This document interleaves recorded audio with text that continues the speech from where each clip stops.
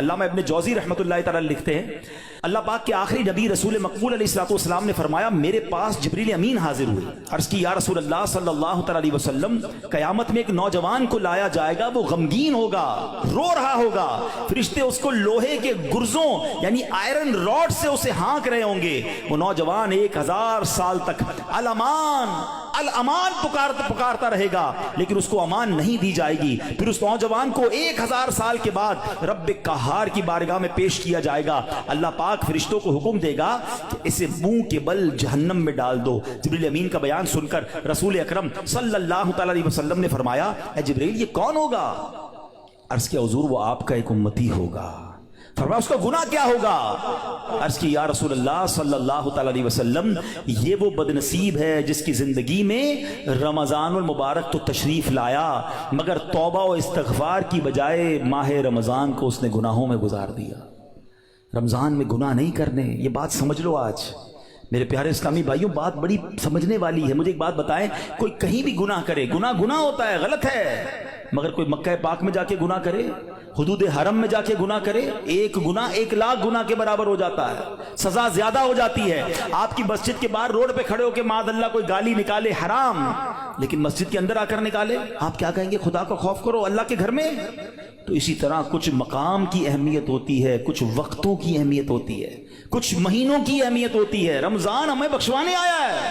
اچھا ایسا تو ہے نہیں کہ جیسے رمضان کا چاند نظر آئے گا میری جناب جتنی بھی گناہوں کی عادتیں وہ آٹومیٹکلی بند ہو جائیں گی۔ جس کی جھوٹ بولنے کی عادت ہے، جس کی حرام دیکھنے کی عادت ہے، جس کی لڑائی کرنے کی عادت ہے، جس کی معاذ اللہ برے کام کرنے کی عادت ہے، وہ رمضان میں کیسے بچائے گا اپنے آپ کو؟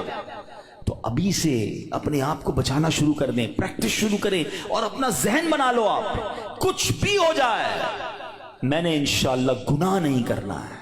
رمضان میں اپنے آپ کو گناہوں سے بچانا ہے۔ میرا موبائل اگر گناہوں کی طرف لے جاتا ہے مجھے موبائل نہیں چاہیے، میں بھلے وہ چھوٹا والا موبائل لے لوں یا کم از کم یہ پیجز اور یہ بہت سارے جو سافٹ ویئر اپنے موبائل سے نکال دوں، کیونکہ کہیں میرا موبائل ہی مجھے گناہ نہ کروا دے۔ مجھے نہیں کھولنا ٹی وی اگر میرے ہاتھ سے ریموٹ ہاتھ میں آتا ہے اور میں کچھ غلط چیز دیکھتا ہوں۔ مدنی چینل دیکھیں سبحان اللہ، ہر اس دوستی سے، ہر اس کمپنی سے، ہر اس صحبت سے مجھے بچنا ہے کہ جہاں بیٹھتا ہوں تو غیبتیں ہوتی ہیں، جہاں بیٹھتا ہوں تو جناب گناہ ہوتے ہیں، مجھے نہیں جانا بھائی۔ ایک گناہ اور 1 سال کے اعمال برباد، پتہ چلا لوگ رمضان میں نیکیاں کر کے بخشش پا رہے ہوں اور میں اپنی بری عادتوں کی وجہ سے مار کھاؤں۔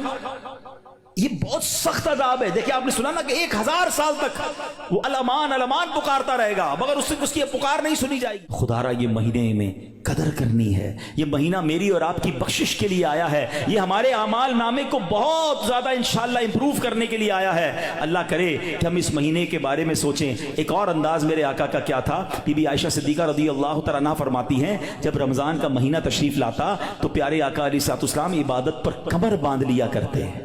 نبی پاک عبادت تو ویسے بھی بڑی فرمایا کرتے تھے مگر رمضان میں اسپیشل میرے آقا علیہ الصلوۃ والسلام اور زیادہ عبادت کرتے، نوافل بڑھا دیتے، ذکر و اذکار بڑھا دیتے، دعائیں بڑھا دیتے۔ تو ہمیں بھی رمضان میں پلان کرنا ہے کہ میں نے انشاءاللہ تلاوت قرآن کرنی ہے، میں نے رمضان میں اتنے نوافل پڑھنے ہیں، میں نے انشاءاللہ اتنے درود پڑھنے ہیں، میں نے آپ فضول کاموں سے بچنے لگ جائیں، آپ کی ویسے ہی ٹائم میں بڑی برکت ہو جانی ہے۔